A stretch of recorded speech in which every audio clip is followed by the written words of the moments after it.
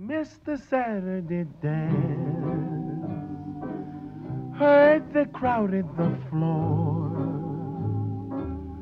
couldn't bear it without you, don't get around much anymore.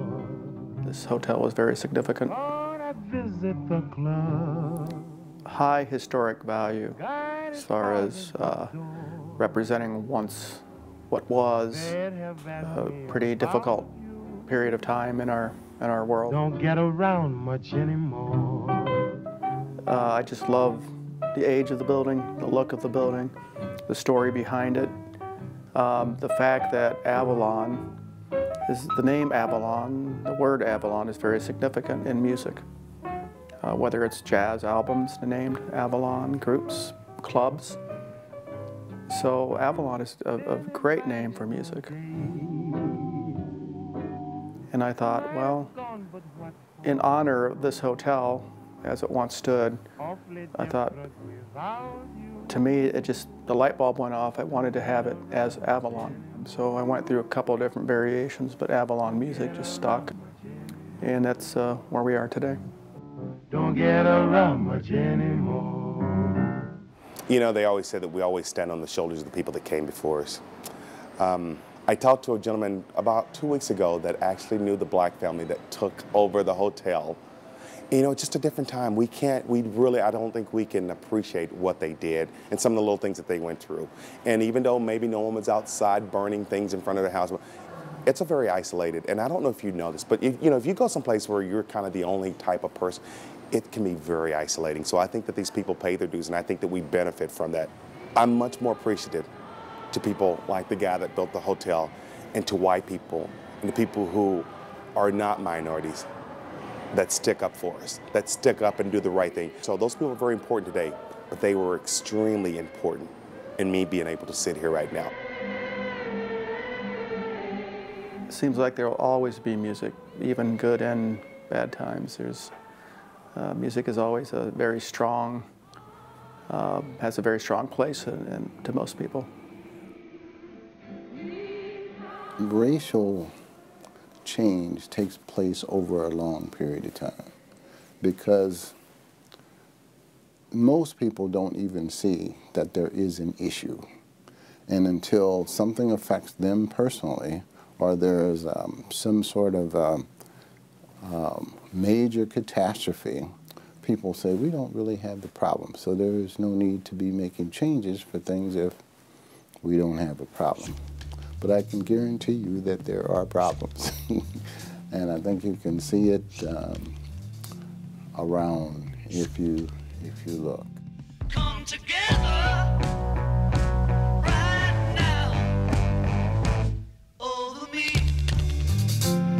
Anywhere you go in the United States, you have racial issues.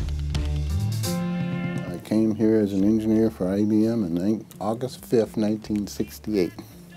And as a matter of fact, I didn't see another person of color for 2 weeks. And so when I saw the guy, he became my best friend. We kind of collided like people do in the field, you know. Oh my God. But it was wonderful. And then other people were recruited too, and so they would stay about a year and they'd leave because the community didn't support their social or the needs. So I organized a club called Trendsetters, and we did a variety of things. We would take people in a caravan up to church, haircuts, things that people typically don't think about. And we also talked some of the grocers into bringing foods here that we were accustomed to back in St. Louis or Chicago, wherever people came from.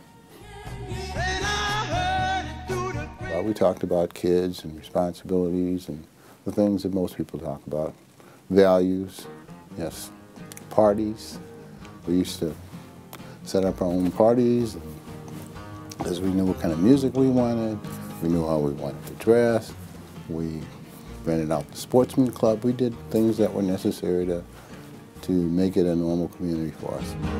Walk right in, sit right down.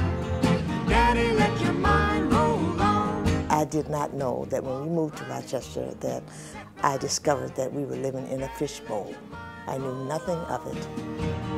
Everybody's talking about a new. People have said to me many, many times that I'm different. They get to know me. I said, how am I different? Well, you're not like other black people. So tell me, how many do you know? Daddy, let your mind roll on. It was a surprise to me because I thought we just moved into a new community that was not far from where we used to live. And I was surprised to know that we were the first black family to move to Rochester as being a part of the community. Things were still not good in the late 50s. When we came here, we had difficult time trying to find a place to live. And we did find a place to live in a fourplex. And as the gentleman came that evening, because we had done everything over the phone, and I said, oh, this is such a nice complex. I said, I'm glad, we were able to rent it, or something to that effect. He said, well, the law says I have to rent to you. I said, well, thank you for complying with the law. So those were accompanying words. Well, first of all, we called to try to find places close to IBM that we could rent. We weren't quite prepared to buy. So what we did was we called, the lady says, yes, I have a beautiful unit, 3-bedroom, you can rent that. And when my wife and I'm hobbling out of the car, when I got to the house, the lady said, there's no unit for rent. I said, well, 30 minutes ago, the unit was for rent. We don't have a unit for rent. Now, went back home, called about the house, had a unit to rent. It was just disgusting to hear some of the things like Marian Anderson came to Rochester and didn't have a place to stay, was not accepted at the hotels. I remember when we went to see Nat King Cole. Nat King Cole came, and he did not stay at the popular hotel. Wow. He found another place. He said if it wasn't good enough for Marian Anderson, it wasn't good enough for him. Sitting by the ocean, me heart she feels so sad. Duke Ellington's band would play here at least once that I know of, I've heard of, maybe a few times, but they'd rent out the entire hotel to stay here with his band. I'll never smile And then the Ink Spots. until I smile at you.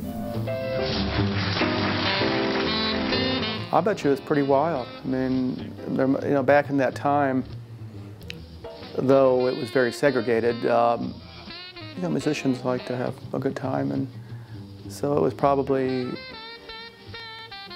mixed emotions for them, being the only place that they could stay, plus being able to still travel around and perform. I was very, very pleased when I saw that after the Hamilton Music Store was sold, that it was renamed Avalon, because I think Avalon is like an icon. Let me try it with it so you know. Hey, Fred. I think that when we forget about our past, it really leaves a big piece of the puzzle out of what we can expect from the future. I really believe that. And I believe that when we keep track and if we honor the people and the history of this town that went before us, I think that we're better people for it. Why stir up memories? I'm very, very happy to be in this building with the significance of it, with the history of it, and being able to acquire a building, rather, from a business standpoint, I rented before, so to own and have ownership in such a great piece of history, and I want to maintain that history, and I'll maintain this building as such, and so yeah, it's a good thing. Don't get around much anymore. Don't get around much anymore.